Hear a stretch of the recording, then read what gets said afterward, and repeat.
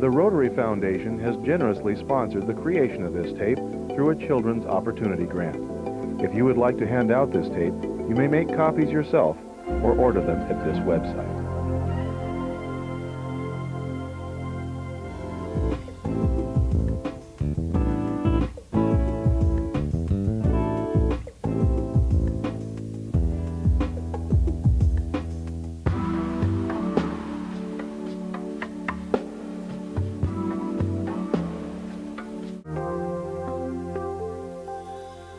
Welcome to Part 2 of Hear and Say Reading. During the past 2 weeks, you and your child have practiced the tips taught in Part 1. By now, your child is naming pictures during story time and answering questions about these pictures. Let's learn to build on those skills. By asking your child general questions about the pictures, you encourage description and longer phrases. Ask your child to pick something on the page and tell you about it. Use questions such as, "What do you see on the page?" or "Tell me what's going on here." Listen to these open-ended questions. What's going on here? A man. A man. A man. How do you suppose they're making that man?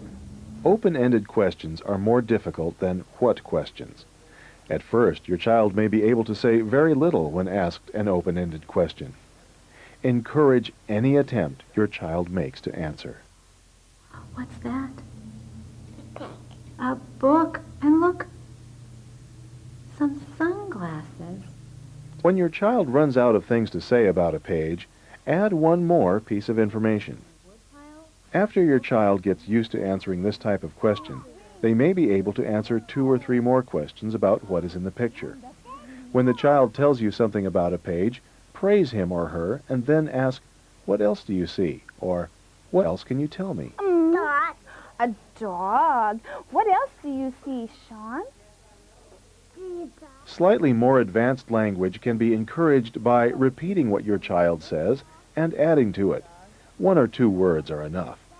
For example, if your child says wagon, you might say, "Yes, a red wagon."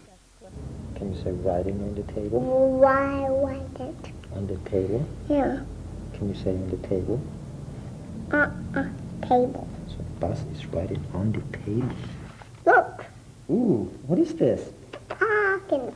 Big pumpkin. Where is this? You think he's outside? Yeah. In the park?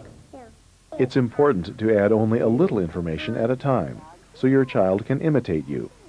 Hearing such examples many times, your child will begin to use longer phrases, especially if your child repeats what you say. Now, Squirrel was running to the attic for his twinkle lights. Wonder what he's going to do with his twinkle lights. Turn on. He's going to turn them on. Keep reading fun for you and your child. The more you can keep story time fun, the more your child will read, now and when he or she is older. Remember, some days your child may want to do most of the talking. Other days, you might spend more time reading the story. Let's review the important things you have learned about Hear and Say reading. Ask open-ended questions. Open-ended questions may be difficult at first, so encourage any attempt your child makes to answer. Follow open-ended questions by asking, "What else can you tell me?" or "What else do you see?" Help your child repeat you while adding new words. Provide examples of a slightly longer sentence. Have fun. Remember to practice using the tip sheet included with this tape. To learn more about books and reading, visit the children's section of your local library. You can give your child a better future through the gift of reading. These simple steps are all that you need, as long as you remember to keep reading time fun.